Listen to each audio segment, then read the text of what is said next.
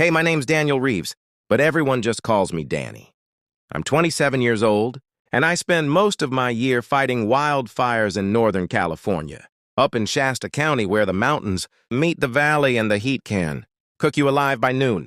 I run a small independent training program for volunteer wildland firefighters, teaching folks how to dig fire lines, deploy emergency shelters, and not get themselves killed when the whole world turns orange and the smoke gets so thick you can't see your own boots. It's not glamorous work. Pays like garbage compared to what I could make doing literally anything else. But it's what I do because it's what I'm good at. And because 8 years ago, my parents died in a house fire while I was away at college, and I've spent every day since trying to make sure other people don't lose what I lost. I live in a small cabin about 10 miles outside Redding, up a dirt road that turns into a mudslide.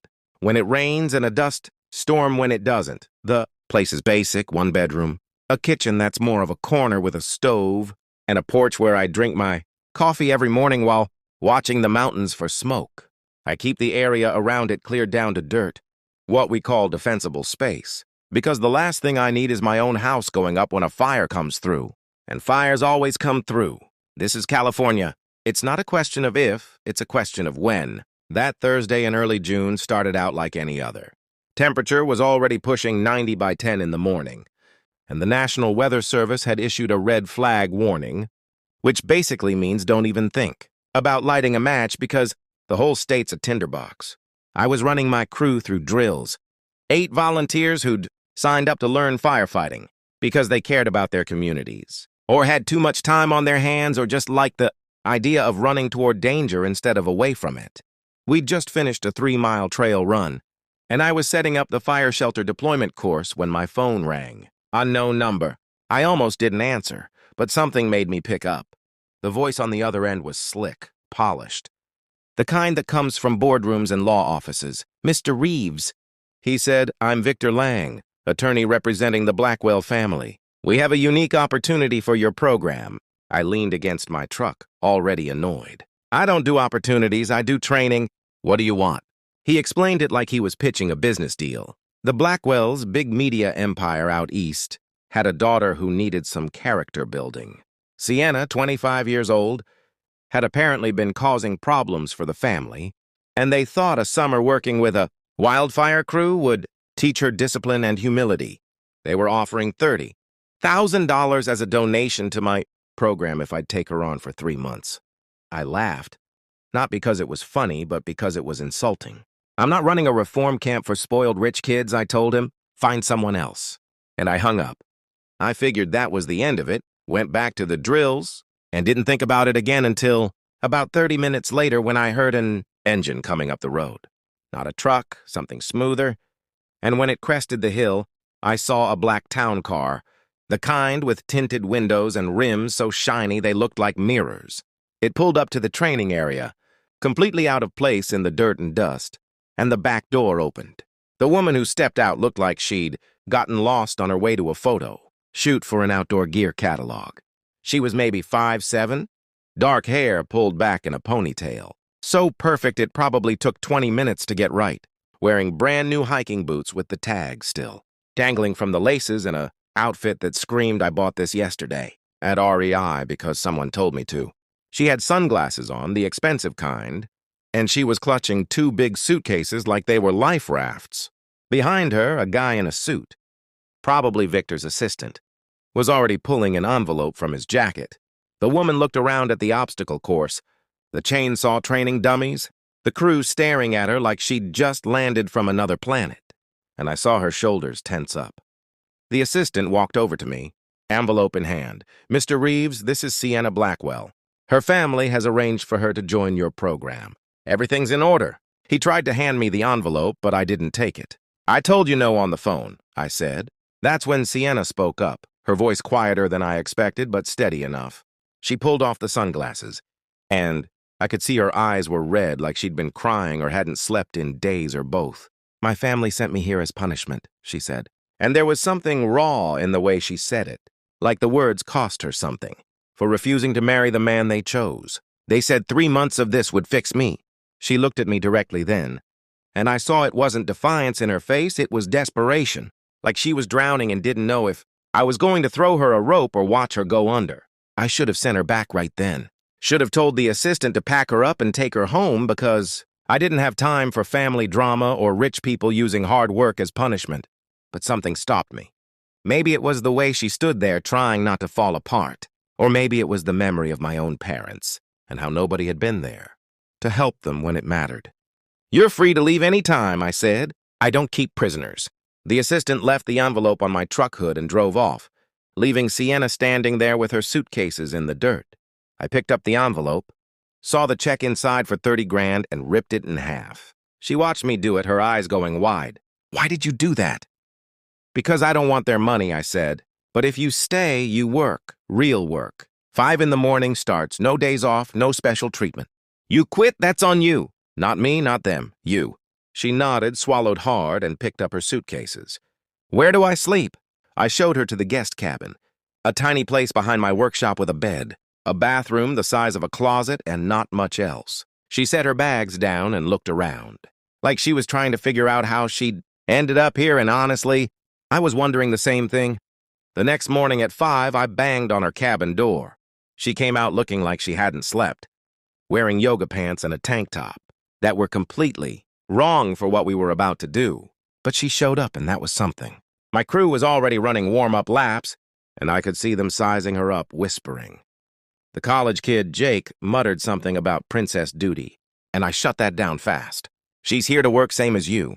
Treat her like crew or get out." We started with a 3-mile trail run up into the hills. Sienna fell behind in the first quarter mile, her breathing coming hard and ragged, and by the time we hit the halfway point, she was bent over with her hands on her knees trying not to puke. I jogged back to her. "You okay?" She nodded, but her face was pale and sweaty in a way that didn't look right. "I have asthma," she admitted between gasps. "Mild, but this altitude and heat, it's harder than I thought." That should have been my second clue that something was seriously wrong with her family's plan. You send someone with asthma to wildfire training? That's not punishment, that's dangerous. We made it through the morning, barely. By afternoon, I had the crew doing fire shelter drills, practicing crawling into these metallic emergency tents we use when a fire overruns our position and there's nowhere else to go. It's tight, hot, claustrophobic, and it freaks people out even in practice. I demonstrated first, then sent the crew in one by one. When it was Sienna's turn, she hesitated at the opening, her hands shaking. "Just crawl in, stay low, and count to 60, I told her. "Simulates a burnover." She went in, and for about 10 seconds, it was fine. Then I heard her start to hyperventilate, the kind of fast, shallow breathing that means panic. Then she was clawing at the shelter material, trying to rip it open, making this sound like a trapped animal. I yanked the shelter off her, and she scrambled out, gasping and crying, her whole body shaking. The crew went silent. I knelt next to her, got her to focus on my voice. "Breathe with me. In for 4, hold, out for 4. It took a couple minutes, but she came back, her eyes focusing again. When she could talk, the story came out in broken pieces. She'd been in a fire when she was 8, trapped in a building, smoke everywhere. Thought she was going to die. Her family knew. They knew about the fear, the trauma, all of it. And they'd sent her here anyway, to the one place designed to trigger every nightmare she'd ever had. I helped her to the shade, got her water, and told the crew to take a break. Then I made a decision that probably wasn't smart but felt right. "You don't have to do the fire line stuff," I told her. "But there's other work. Communications, logistics, medical support. Things that matter just as much. You can learn those." She looked at me like I'd just handed her a lifeline. "Why would you do that? You don't even know me." "Because using someone's fear to punish them is garbage," I said. "And nobody deserves that." That first week, we found a rhythm. Sienna worked in my office, learning radio protocols, helping with grant applications that I'd been too buried to finish properly. Turned out she had a degree in journalism and an MBA, and within 3 days, she'd reorganized my entire filing system and rewritten a funding proposal that got us 2 new state contracts. The crew started warming up to her when they saw she wasn't afraid of hard work. Just fire. She learned tool maintenance from Luis, first aid from Marge, and even Jake stopped giving her crap after she fixed the broken communication system we'd been limping along with for months. One evening at the end of that first week, We were sitting on my porch watching the sunset paint the mountains orange and gold, and she said something that stuck with me. I thought this place would break me, but it's the first time I've felt like I could breathe. I was about to respond when I heard tires on the gravel. An expensive SUV, black and gleaming, pulled up, and out stepped a guy in his late 30s. Tailored suit, perfect hair, smile that didn't reach his eyes. He walked over like he owned the place. "Danny Reeves," he said, not asking, just stating. "I'm Troy Ashford. I'm here about Sienna." She went stiff next to me, and I knew before he said another word that this was the guy, the one her family had tried to make her marry. He pulled an envelope from his jacket, thick with cash. $50,000. Send her back, and we'll call this little experiment over. She's learned her lesson. I stood up, put myself between him and Sienna. She's not for sale, and she stays as long as she wants. His smile disappeared. "You're running federal contracts here, right? Be a real shame if someone started asking questions about safety violations, or if your funding got held up in review." Before I could answer, Sienna stepped forward. "I'm not leaving, Troy." He moved fast, grabbed her wrist, his voice dropping to something cold and mean. "Your father and I have an understanding. You're embarrassing everyone. This stops now." I didn't think, just reacted. Pulled his hand off her, stepped between them again. "Touch her again? We're gonna have a real problem." He straightened his jacket, that fake smile back in place. "I'll be back. With lawyers next time." He got in his SUV and drove off, leaving a cloud of dust. Sienna was shaking. I sat her back down and the whole story came out. How Troy had controlled everything when they were engaged. Who she talked to, where she went, even what she posted online. How her family thought he was perfect because he had connections and money. How she'd finally said no, and they'd sent her here to break her down until she gave in. "I believe you," I told her. "And we're not letting that happen." As the sun disappeared behind the mountains and the first stars came out, I realized this wasn't just about training anymore. It was about something bigger. And I was all in. Troy wasn't bluffing about coming back with lawyers, but he didn't need them. What he brought was worse, a slow-moving campaign to bury me in bureaucratic hell. It started the Monday, after his visit, when I got a certified letter from OSHA saying they'd received complaints about unsafe training practices and would be conducting an inspection within the week. Then the IRS sent a notice questioning my nonprofit status, asking for 5 years of documentation. I'd have to dig out of boxes in my storage shed. By Wednesday, a story ran on the local news, one of those investigative pieces with ominous music, questioning whether unregulated wildfire training programs were putting volunteers at risk. The station was owned by Blackwell Media. Sienna recognized the reporter, some guy who'd done puff pieces for her father before. "This is Troy," she said, pacing my office while I sorted through the OSHA paperwork. "He did this exact thing to my college roommate when she started dating, someone he didn't approve of. Buried her in so much legal garbage she had to transfer schools just to escape it. I wanted to be mad, wanted to blow up, but I just felt tired. The kind of tired that comes from knowing you're fighting someone with unlimited resources and a vendetta. My federal contracts were put on hold pending review, which meant the funding I'd been counting on to get through fire season was frozen. Without that money, I couldn't pay for fuel, equipment maintenance, or the stipends I gave my crew for their time. I was looking at shutting down by the end of the month, but Sienna wasn't about to let that happen. She spent the next week doing what she did best, digging. She used every contact she had left in the media world, called in favors from journalism school friends, and started building a file on Troy Ashford that got thicker by the day. Turned out the guy wasn't as clean as his tailored suits made him seem. 2 women had filed harassment, complaints against him at his political consulting firm. Both settled quietly with NDAs and payouts that kept them silent. She found their names buried in court records, Rachel Chen and Elise Park, and she reached out through anonymous channels asking if they'd be willing to talk off the record. Rachel responded first. She was 29, had been an intern at Troy's firm 3 years back, and when Sienna called her from a burner phone, the story that came out made my blood boil. Troy had pressured her into dating him, made it clear her career depended on keeping him happy, and when she finally tried to end it, he'd threatened to blacklist her from every political job in D.C. He told her he'd make sure she never worked again, that he had friends who could bury her. Reputation so deep she'd be lucky to get hired at a gas station. She'd taken the settlement because she was broke and scared. But she'd kept copies of his emails, his texts, every piece of evidence the NDA said she had to destroy. "Would you testify if it came to that?" Sienna asked her. There was a long pause on the other end. "If it stops him from doing this to someone else?" "Yeah, I would. We were building a case, but we didn't know we'd need it so soon. Not until the fire came. It started on a Tuesday in the 3rd week. One of those days where the air feels like it's vibrating, with heat and the wind coming down from the mountains is so dry it cracks your lips within an hour. Lightning from a freak afternoon storm hit the brush about 15 miles north near Shasta Lake. And within 2 hours, we had a wildfire that had eaten through 500 acres and was still growing. CAL FIRE called for mutual aid, which meant every available crew in the county was getting mobilized, including mine. We loaded up the trucks with tools, water, and emergency gear, and I was doing a final head count when Sienna walked up in borrowed wildland gear, a yellow shirt and green pants that were a little too big on her, a hard hat under her arm. "I'm coming," she said before I could argue. "I can run communications from the mobile command truck. You need someone coordinating between crews, and I'm good at that. It's real smoke, Sienna. Real fire, not a drill." "I know," she said, and I could see her hands shaking just a bit, but her jaw was set. "I trust you, and I need to do this." I should have said no, should have made her stay back where it was safe.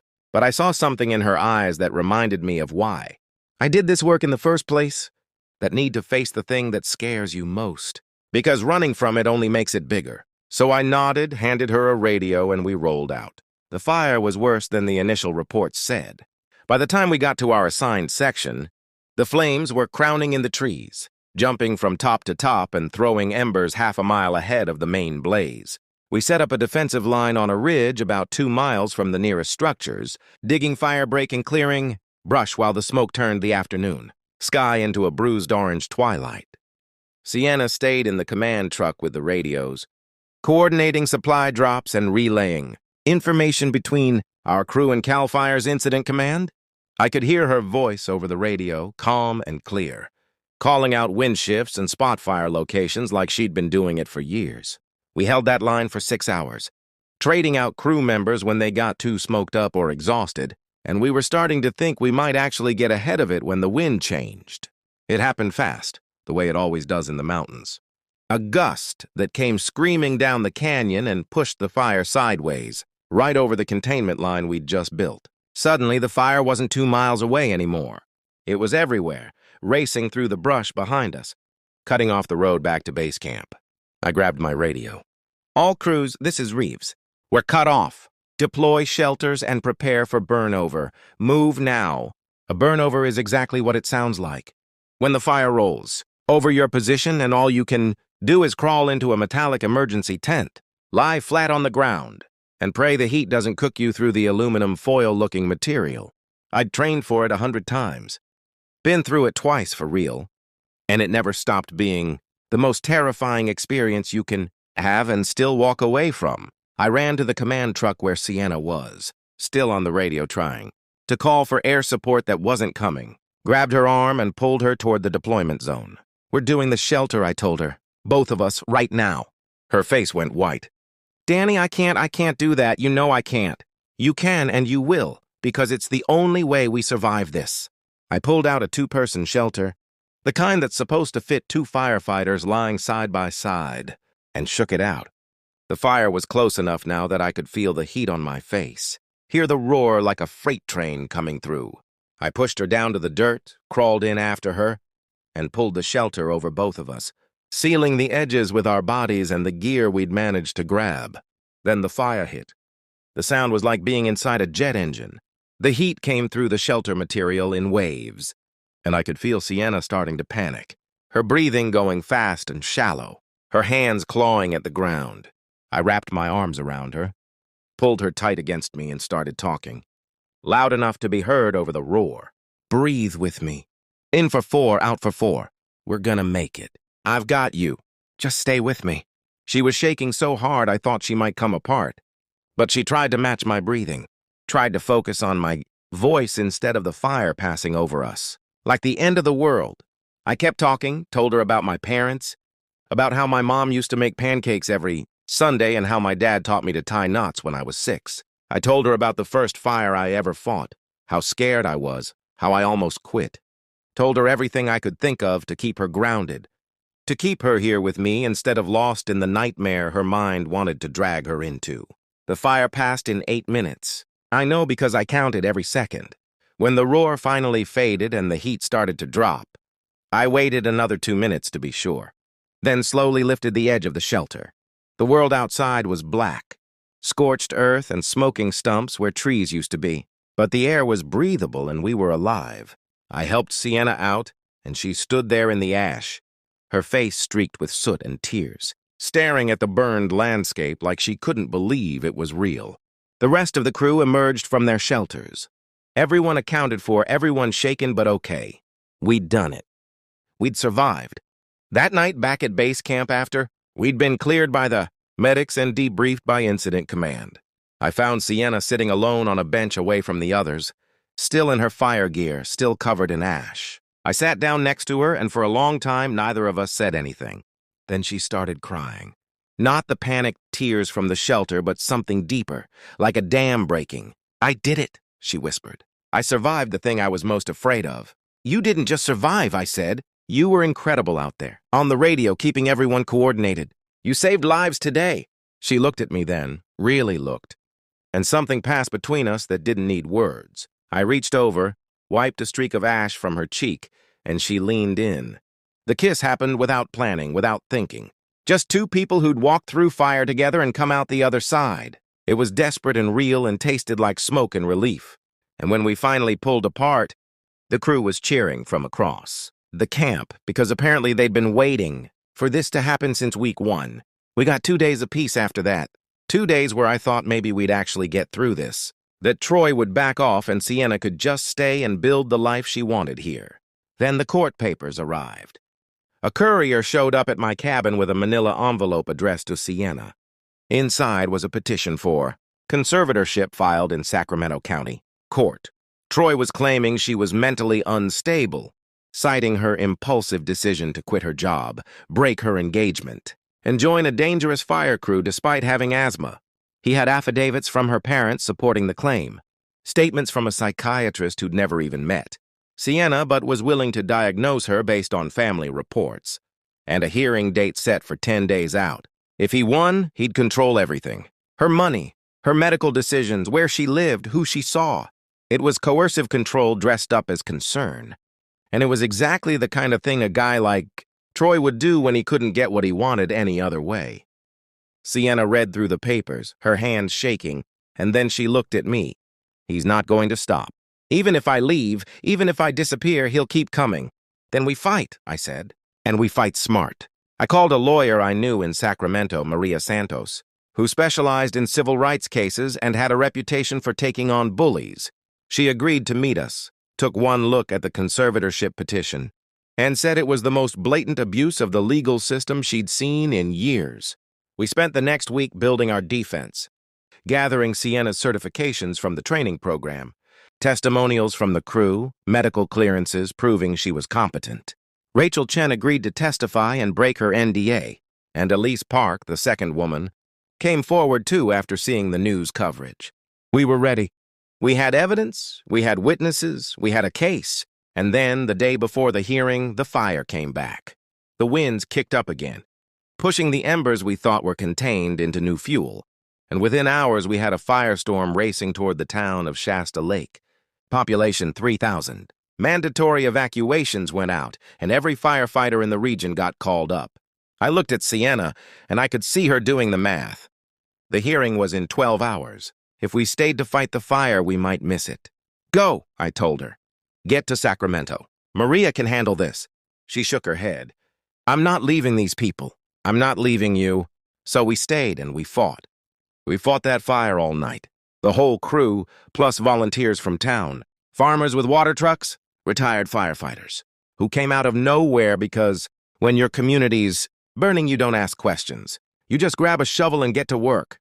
Sienna ran logistics from a makeshift command post in the high school parking lot, coordinating supply drops and evacuation routes while I led teams, protecting structures on the fire's edge. We saved the elementary school by inches. watched two barns go up that we couldn't get to in time, and by the time the sun came up and the wind finally died down, we'd held the line. The town was standing, scorched and smoky but alive. I found Sienna at dawn, slumped against the command truck, her face black with soot, eyes red from smoke and exhaustion. The hearing was in 4 hours, 200 miles south in Sacramento, and we looked like we'd been through a war because we had. Maria had been blowing up her phone, texts saying, "Get here now," but Sienna had stayed anyway, and I loved her for it. Even though I was terrified, we'd just thrown away our only shot at stopping Troy. We didn't even go back to the cabin, just climbed in my truck, still in our fire gear, and drove. I pushed that old Ford as hard as it would go, windows down because we both smelled like a campfire, mainlining gas station coffee to stay awake. Sienna tried to clean up using wet wipes from the glove box, scraped the worst of the ash off her face, but there wasn't much we could do about the rest. Maria met us in the courthouse parking lot with a change of clothes she'd grabbed from a department store that morning, slacks and a blouse for Sienna, a button-down shirt for me, and we changed in the public bathrooms like we were prepping for the strangest job interview of our lives. The courtroom was cold and sterile, all wood paneling and fluorescent lights, the kind of place designed to make you feel small. Troy was already there with his legal team, 3 lawyers in suits that probably cost more than my truck, and he looked fresh and rested like he'd spent the night at a spa instead of watching a town almost burn down. Sienna's parents sat behind him, her father in a perfect suit, her mother in pearls, both of them looking at Sienna like she was a stranger who'd embarrassed them at a dinner party. Neither of them had called to ask if she was okay after the fire. That told me everything I needed to know about them. Troy's lead attorney opened by painting Sienna as unstable and reckless, pointed to her quitting a stable job at the family company, breaking an engagement to a successful, respectable man, and joining a dangerous wildfire crew despite having asthma. He brought up the burn-over from the day before, said it proved she had a death wish, that she was acting out and needed intervention before she got herself killed. Then he presented the psychiatrist's evaluation. Some guy who'd never met Sienna but was willing to testify. She showed signs of oppositional defiant disorder and needed a conservator to manage her affairs. It was garbage, but it was polished garbage. The kind that sounds reasonable if you don't look too close. Maria stood up for our side, and she didn't waste time. She brought out Sienna's training certifications, showed she'd passed every required test, earned her firefighter qualifications legitimately. She had testimonials from the crew, people saying Sienna was competent, reliable, had saved lives with her coordination work. She presented medical evaluations showing her asthma was mild and well managed, that she'd been cleared for the work by actual doctors who'd examined her, not hired guns working off family gossip. Then she called Rachel Chen to the stand. Rachel walked in looking nervous but determined, a young woman in a simple dress who clearly didn't want to be there but was doing it anyway. She took the oath, sat down, and told her story. How Troy had pursued her when she was an intern, made it clear her career depended on dating him. And when she tried to end it, he'd threatened to destroy her professionally. She had emails, texts, voicemails, all of it saved despite the NDA she'd signed. Maria entered them into evidence, and I watched Troy's face go tight, that polished mask slipping just a little. Elise Park testified next, a similar story from 2 years earlier. Troy had a pattern, and now it was on the record. Then Sienna took the stand, and I'd never been more proud of anyone in my life. She sat there, still exhausted from the fire, and calmly explained what her life had been like with Troy, how he'd monitored her phone, isolated her from friends, made every decision for her under the guise of caring, how her family had sent her to the fire program as punishment, knowing about her trauma, hoping it would break her into compliance, how instead she'd found strength, purpose, a life she'd chosen instead of one forced on her. Troy's lawyer tried to rattle her on cross-examination, painted her as rebellious and reckless, but she didn't break. Finally, he asked, "Isn't it true you're just acting out against your family's expectations?" She looked him dead in the eye. "If refusing to be sold like property is acting out, then yeah, I guess I am. But I call it being free." That's when Maria dropped the bomb. She presented financial records her investigator had pulled, showing that Troy's consulting firm had been paid over $2 million by Blackwell. Media, over the past 2 years, there were contract clauses tying bonuses to family alignment initiatives, corporate speak for making sure Sienna fell in line. Then came the email, subpoenaed from Troy's company server, from Troy to Sienna's father. Once we're married, the merger can proceed without board resistance. The Hendricks acquisition needs family unity. It was never about love. It was a business deal, and Sienna was the collateral. The judge, a woman in her 60s who'd been stone-faced through the whole proceeding, looked at Troy over her glasses.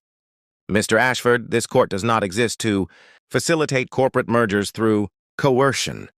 She denied the conservatorship petition, issued a restraining order requiring Troy to stay at least 500 feet from Sienna, and referred the case to the district attorney for investigation into fraud and conspiracy. Troy stood up, his face red, and started yelling about bias and appeals. But the bailiff was already escorting him out. Sienna's parents left without a word, her mother pausing at the door like she wanted to say something, but then she just walked out. And Sienna watched her go with this look of sad acceptance, like she'd known all along it would end this way. Outside the courthouse, the media was waiting, including reporters from Blackwell's own networks, and the irony wasn't lost on anyone. Maria guided us through the crowd to a park across the street where we could breathe. Sienna sat on a bench and just started laughing, this exhausted, relieved sound that turned into crying. And I sat next to her and held her while she let it all out. "I'm free," she kept saying. "I'm actually free." Maria handed her the paperwork later that afternoon. With the conservatorship denied, Sienna's trust fund was accessible. She was legally independent, could go anywhere and do anything. The world was open. We drove back to Reading that night in silence, both too tired for words, and when we got to the cabin, Sienna looked at me in the driveway and asked, "What if I want to stay? Here with you, doing this work?" I'd been thinking about that for miles. Fire season's not over. It's dangerous, unpredictable, and the pay's awful. So is life, she said. But I'd rather face it with you. 3 months later, fire season ended the way it always does, with the first real rain in October that finally knocked down the last of the hot spots. Sienna had earned her full wildland firefighter certification by then, worked her first real deployment without me hovering, and come back safely. She'd also rebuilt my grant, writing systems so thoroughly that we'd secured a 5-year federal contract worth $500,000, enough to expand the training program, hire staff, build a real facility instead of running everything out of my workshop. She started a nonprofit called the Ember Foundation, helping fire victims rebuild, funding training programs for underserved communities, using her media connections for public education instead of corporate propaganda. Troy got indicted on multiple charges, and 3 more women came forward once they saw it was safe. His consulting firm collapsed. Her father sent one email that just said, "You've embarrassed us enough," and Sienna deleted it without responding. I took her to the ridge where we'd deployed the shelter that first time, the place that had almost killed us, but somehow saved us instead. The aspens had turned gold. The air was clean and cool, and you could see for miles.